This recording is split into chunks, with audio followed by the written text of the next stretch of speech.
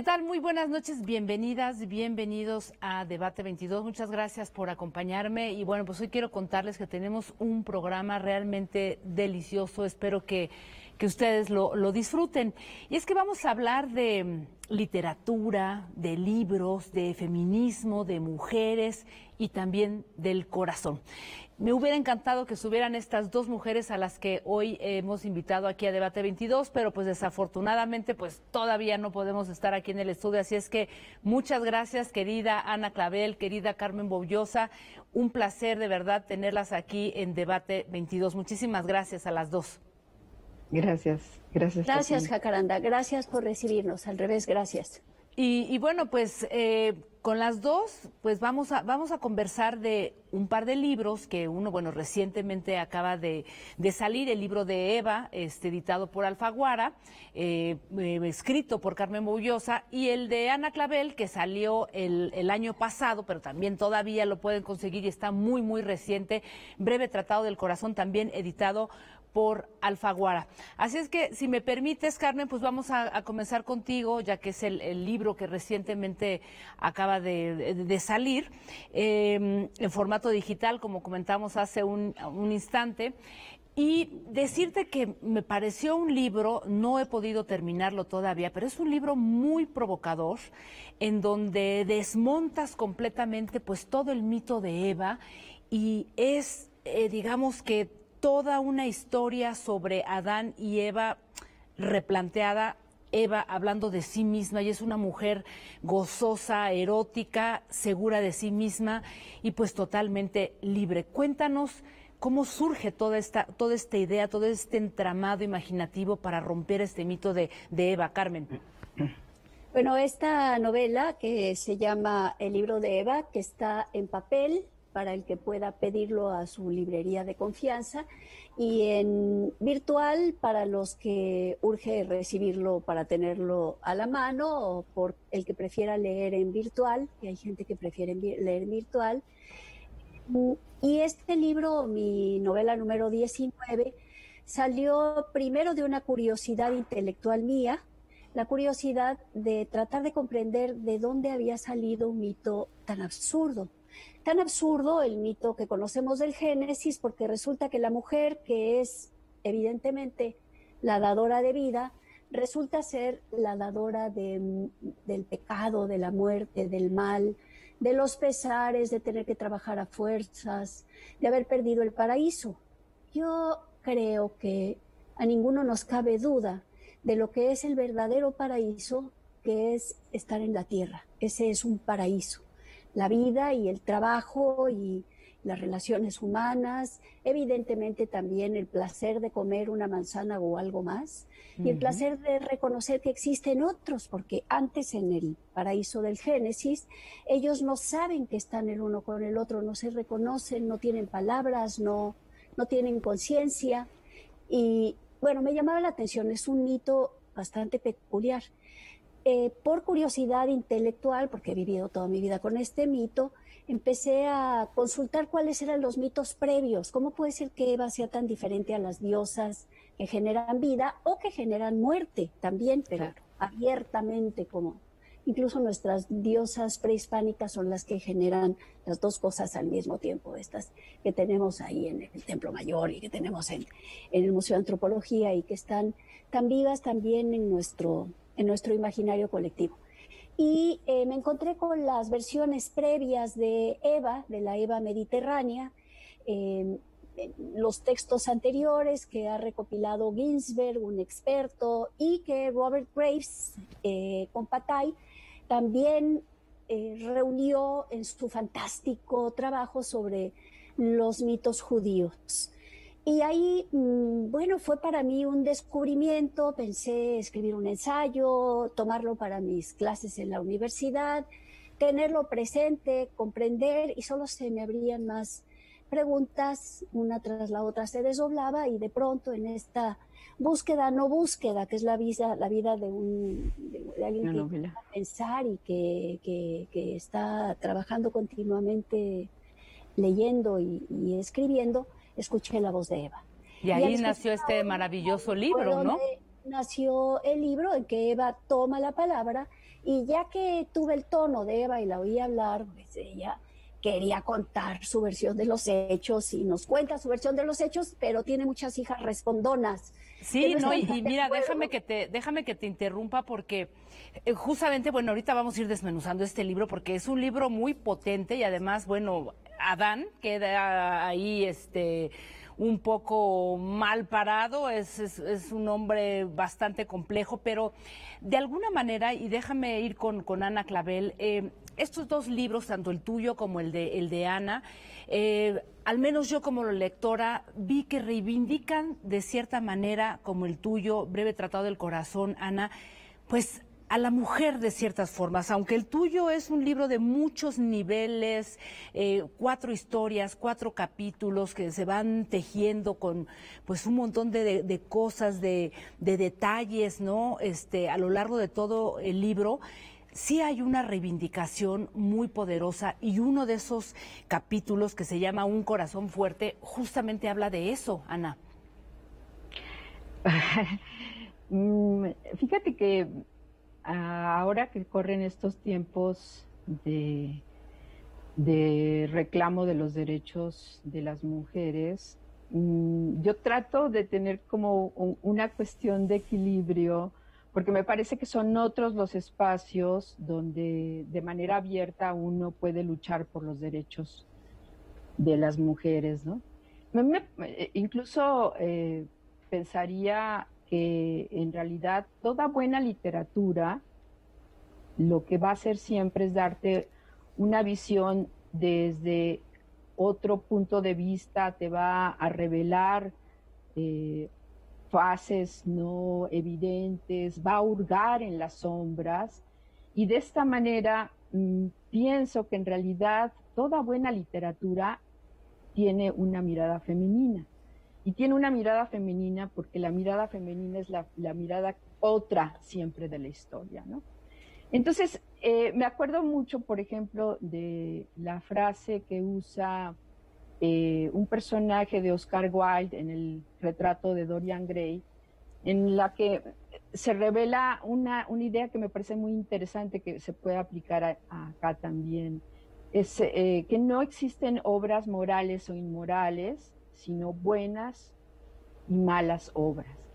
Y en ese sentido, no tanto una idea de reivindicación, sino de pronto esta parte donde revelas como otros universos, pero lo importante es que lo hagas bien, ¿no? Y a mí en ese sentido, pues sí, efectivamente, en Breve Tratado del Corazón están 4 personajes que están interactuando y en especial, como bien mencionabas, es el personaje de la mujer enmaletada, que no obstante perder la vida, no No muere. muere. Por eso el personaje da cuenta de su búsqueda en los andenes del metro, y por ahí está también la voz del sicario, y en fin, hago toda esta referencia, ¿no? A que finalmente, de algún modo, también es cierto que la realidad me arrolló, me atropelló. Yo estaba con una historia un poco más sobre el asunto del corazón filosófico, el corazón más existencial, y de pronto, muy cerca de mi casa, aparece este cuerpo La mujer de la mujer enmaletada, ¿no? en el metro San Antonio, y haz de cuenta que la realidad me atropelló y entonces me llevó a plantear también como recovecos del corazón, el corazón violento de nuestros días, ¿no? Ya. Pero insisto, en esta parte donde creo que, por ejemplo, el trabajo de justamente de Carmen Boullosa, cuando hace en esta novela magnífica esa otra voz y que va dando cuenta de esa versión de Eva, como antes lo hizo con el libro de Ana, la Ana Karenina de Tolstoy, que también yo por ahí pensaría, Carmen, que hay un proyecto de libros, ¿no? Donde se pueden dar esas otras versiones, no lo sé. Pero entonces yo insisto en que más allá de esa cuestión de buscar reivindicar en la literatura, para mí lo importante es ese trabajo de revelar y quizá de volver a velar, como decía Cristina Rivera Garza, de que la novela que vale la pena, sí vela, no vela, sino que sí vela. Y entonces entre esos velos te hace ver más cosas. Más cosas. A mí, digamos que como lectora, porque al final, bueno, pues cuando me imagino que ustedes escriben un libro y lo dejan ya circular, pues de alguna manera pertenece, ¿no? También a las lectoras, a los lectores. Y, por ejemplo, en el caso del libro de Eva, Carmen, pues a mí me parecía muy interesante, muy divertido, muy fuerte también, porque pues hay todo un planteamiento que incluso tú lo has comentado, o sea, no solamente rompe con el mito de Eva, ¿no? Al reivindicar esta figura de una Eva que no nace para empezar de la costilla de Adán, sino que es una Eva erotizada, incluso este personaje de Adán es un personaje que, tú lo has dicho, tiene una especie de celos, ¿no? De envidia por el clítoris, no como no por el pene, como diría el psicoanálisis, ¿no? Y entonces hay toda una transformación, la envidia también digamos que del parto, del tener hijos, y a partir de ahí este personaje de Adán, pues vamos viendo una construcción masculina que de pronto se empieza como a resquebrajar, ¿no? Entonces es muy fuerte. Bueno, yo sí creo que existe una envidia del poder generador, posiblemente no solamente la envidia de los varones a las mujeres, sino una envidia generalizada de ese poder de poder crear, de hacer. Y cuando se habla de la envidia del pene, yo me imagino que más bien a lo que se refería el pensador Freud era la envidia del poder, del falo, más que la envidia del literalmente el pene. Y en el caso, en cambio, de la envidia del poder generador de la mujer que siente Adán en la novela y me parece que en la vida real, es la envidia de poder dar a luz a una mujer. Yo me acuerdo muy de jovencita que había el mito urbano, o posiblemente era verdad, que se iba a pagar 1 millón de libras al primer hombre que diera luz, al primer varón que diera luz. No sé si en realidad esto era algo factual o si era simple y llanamente un mito urbano. Me gusta en las dos maneras y me gusta además cómo primera conquista del feminismo se repiensa esta división binaria de hombres y de mujeres y habiendo lo transgenérico ya no suena tan descabellado que un hombre tenga ese poder generador. Aún no, pero sí. ¿Por qué? Porque la maternidad y la paternidad la dan la asunción de los hijos, no es simple y llanamente el hecho de parirlos, es tenerlos, crecerlos, hacerlos. En el sistema binario de hombre y de mujer, bueno, el hombre es el que pobrecito se tenía que fregar sudando por culpa de Eva en el trabajo con el sudor de su frente, y pobrecita de Eva porque tenía que sufrir cuando tenía que dar a luz a esos chamacos. Y yo creo que todo eso, bueno, evidentemente no está en nuestra mirada contemporánea. Por suerte hemos cruzado de de estas cosas encasilladas y bastante absurdas, que nunca fueron verdad, que siempre han sido simplemente imaginarias. Propone la relectura de Eva que hay en la novela, sí, contar esta Eva que está muy feliz con su poder generador y contar este Adán previo que, preso de creencias y de lugares comunes anteriores, creía que no era suyo el poder generador, que esos hijos que salían del cuerpo de ella envidiaba el hecho de que fueran de él. No, también eran de él, me parece. Ya. El cuerpo también no es algo tan reservado a uno solo. Nuestros cuerpos tienen mucho de colectivo.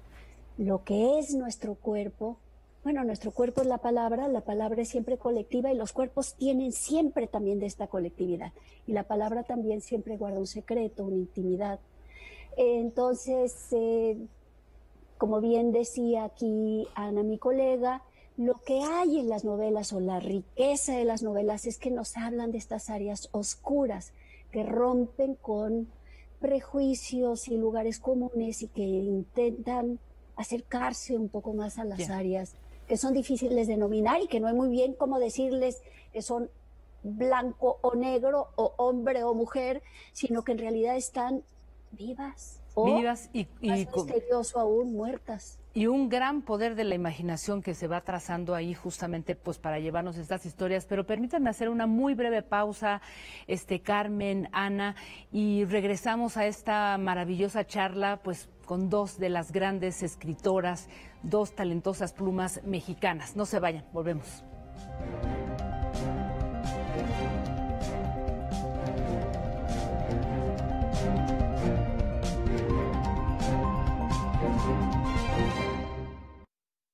La información es un derecho y la radio pública permite ejercerlo.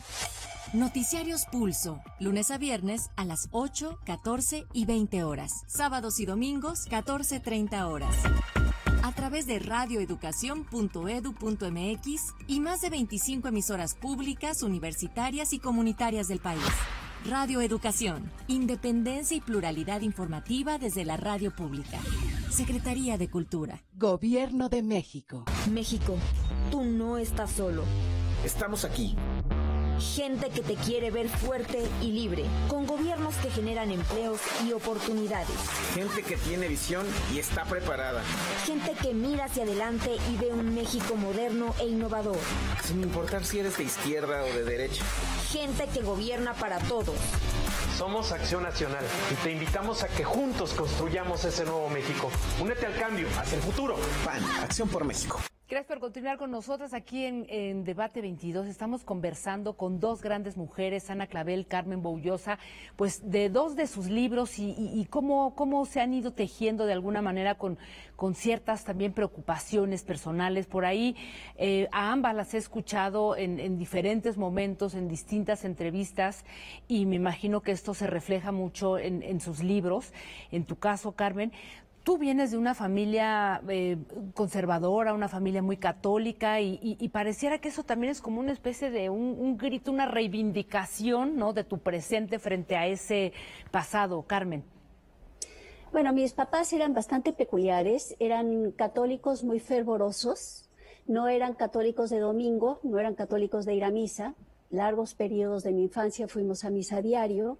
No era tanto la ir a misa diario como que realmente para ellos la religión, como si hubiesen sido buenos nahuas, era el centro de la vida.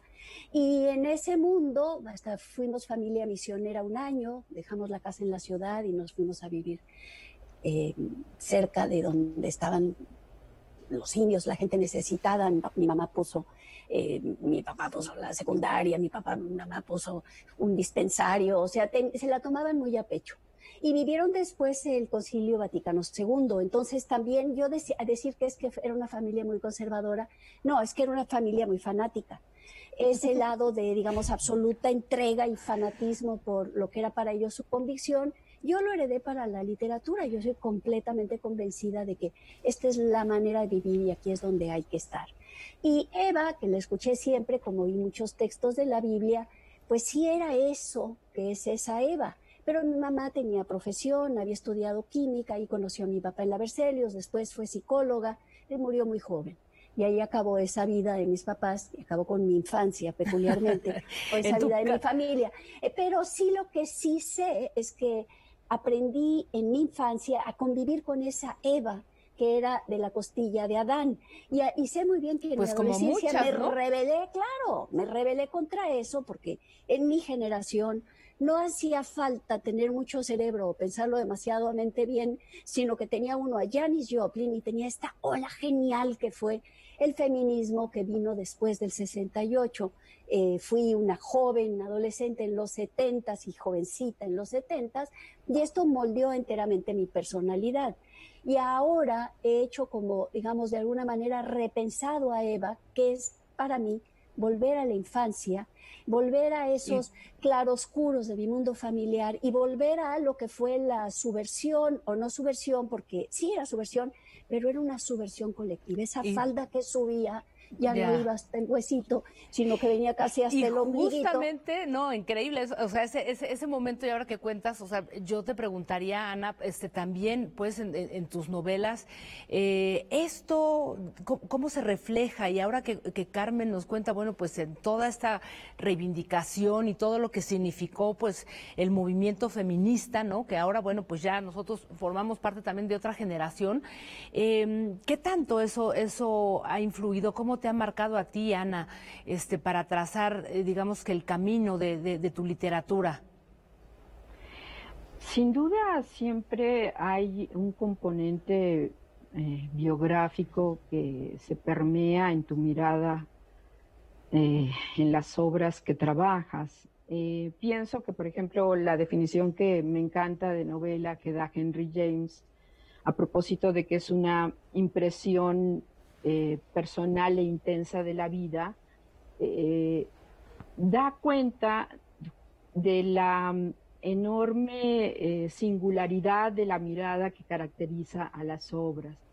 Y en ese sentido implica todo lo que eres, tus pensamientos, tus prejuicios, tus sentimientos, tus atavismos, tu ideología, tu religión, por supuesto el cuerpo, por supuesto tu sexualidad, por supuesto tu piel. Y por eso pienso que un Kafka escribió el delirio que escribió, este concepto kafkiano que nos ha heredado del absurdo, de la locura delirante del mundo, porque lo hizo desde su singularidad como persona, ¿no? Con todo lo que lo componía como judío, como hombre, como sometido al padre, también con un gran sentido del humor, que luego eso se nos olvida de Kafka, ¿no? Y por eso, pero también lo puedes ver en una Elena Garro que también va a tener una mirada delirante, singularísima, que la caracteriza. Y en ese sentido, a mí, pues, por ejemplo, yo te puedo decir que mi padre muere cuando yo tengo 3 años, y entonces yo desde muy pequeña me hago una suerte de rebelde, y que encuentro en la literatura justo el espacio de libertad que posibilita la creación. Y en ese sentido, entonces, te puedo decir que, por ejemplo, recordando lo que ahorita comentaba Carmen, de la familia, de esta huella religiosa que está detrás siempre en nuestras sociedades judio-cristianas, con toda la carga de culpas y demás, de pecado. Me acuerdo que mi madre siempre me aleccionaba y me decía: una mujer sin un hombre es una mujer sin valor. Y a mí, con la rebeldía que yo me cargaba, yo decía: yo te voy a demostrar que yo tengo valor por mí misma, ¿no? Pero entonces, eso de alguna manera se trasladó en ciertos espacios de mi escritura, como en Las violetas son flores del deseo, donde trato de una manera muy oscura el deseo del incesto, o de una manera muy luminosa, como en Las ninfas a veces sonríen, donde el cuerpo tiene un lugar predominante y la sensualidad femenina del personaje es paradisíaca, ¿no? Ella en algún momento habla de que su cuerpo es su propio paraíso. Y en ese sentido, creo que sí está todo eso allí detrás, pero que luego, lejos de ser inhibiciones y cárceles, terminan siendo posibilidades para la transgresión, para la liberación, para la rebeldía. Ya. Yo no podríamos despedirnos sin preguntarles, y desde esta mirada femenina, desde esta gran sensibilidad que hay en sus obras, en sus novelas, ¿qué piensan de todo esto que estamos viviendo con esta nueva ola o esta cuarta nueva ola que algunas han llamado de feminismo? ¿Cómo lo están mirando? Por ahí yo te leí en algún momento, Carmen, tú decías que pues tú incluso no estabas de acuerdo con la violencia, ¿no?, que se ha utilizado, que se ha desplegado como arma política. ¿Por qué lo piensas así? Bueno, en primer lugar, por supuesto que me hace muy feliz una nueva onda de feminismo, una que yo le llamo la quinta, solo por recordar una más que tuvimos, y ahí podríamos hacer la cuenta hacia atrás larga, porque tuvimos a Flora Cristán, tuvimos a Clorinda Mató de Turner, tuvimos a Juana Manuela Gorriti, y antes tuvimos a Juana Ramírez o Sor Juana, escribiendo también que las mujeres, mi cuerpo es neutro y las mujeres todas tenemos derecho al pensamiento, y antes tuvimos a María de Sayas peleándolo, y antes tuvimos a Cristina de Pizán, y antes hemos tenido una ola tras la otra. Han habido muchas olas, y han habido olas que son mucho más masivas. Pienso en las mujeres que usaban la falda de picos en el siglo XIX en México, que eran las mujeres que vivían solas. Pienso en la generación de mi mamá, la primera generación que votó en México. Pienso en la generación, pues, de mis amigas de ahora, gente con la que yo he tenido la suerte de encontrarme, que la diferencia de años no era tanta, pero que marcaron enteramente mi juventud, porque ellas lucharon por el derecho a decidir si quieres tener un hijo o no, mi cuerpo es mío. Aquella ola de feminismo que abrió voz para nosotros, pero que todavía no era masiva y completa. Y ahora el feminismo ha permeado todas las clases sociales y ha permeado no solamente las áreas urbanas, también las áreas rurales. Y esto me parece absolutamente fenomenal. No tengo absolutamente nada en contra. Entiendo perfectamente bien que mujeres estén furibundas, furiosas, cargadas de ira, porque cada que tienen que subirse al transporte público las acosan, las van a violar, porque viven en un ambiente familiar en el que son acosadas, etcétera. Es violencia que responde a la violencia. Lo que yo decía es que si uno responde con alta violencia, no abre espacios, es una mala arma para dialogar y para abrir y conseguir mayor consenso. Es lo que yo quise explicar. No quiero distanciarme, sino quisiera yo reunirme y mostrar también mi simpatía. Ana, querida, una breve reflexión también respecto a eso que estamos viviendo desde tu mirada. Pues son reclamos legítimos, ¿qué te puedo decir? Ha acumulado una cantidad de agravios.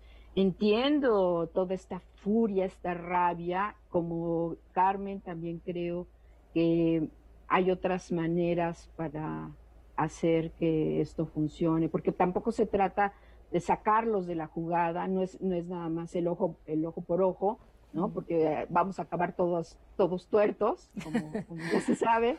Entonces, eso es lo que creo, ¿no? Que es una lucha justa, que hay que seguir abriendo esos espacios, pero también abriéndolos a la imaginación, abriéndolos a la convivencia, porque finalmente yo por lo menos amo a los hombres, a mí me encantan los hombres, aunque también reconozco que son terribles, que tienen partes heredadas del patriarcado, que como bien menciona Rita Segato, ¿no? En realidad ellos son las primeras víctimas del patriarcado, porque y a los mandatos, ¿no? De masculinidad, ¿no? Realmente. Exactamente. Pues yo me quedo con esta reflexión también muy interesante, coincido plenamente con ambas, ¿no? Y agradecerles por esta magnífica conversación. Es un privilegio tenerlas aquí en Canal 22, desde su casa. Y bueno, pues solamente recomendarles a quienes nos están viendo que no se pierdan estos dos libros. El libro de Eva, que como nos dice Carmen, está tanto en impreso como en digital, y Breve Tratado del Corazón, también está, me imagino que también debe de estar por ahí en digital, pero también está impreso, así es que pues vamos a leer ahora que estamos en nuestras casas mayor tiempo, y quiero agradecerles de nueva cuenta, Carmen Bobiosa, Ana Clavel, gracias por estar aquí con nosotras esta noche. Muchísimas gracias. Gracias. 22, a debate. Me encanta. Gracias y hasta pronto, y gracias a todas, todos por acompañarnos aquí. Nos vemos el próximo jueves. Descansen.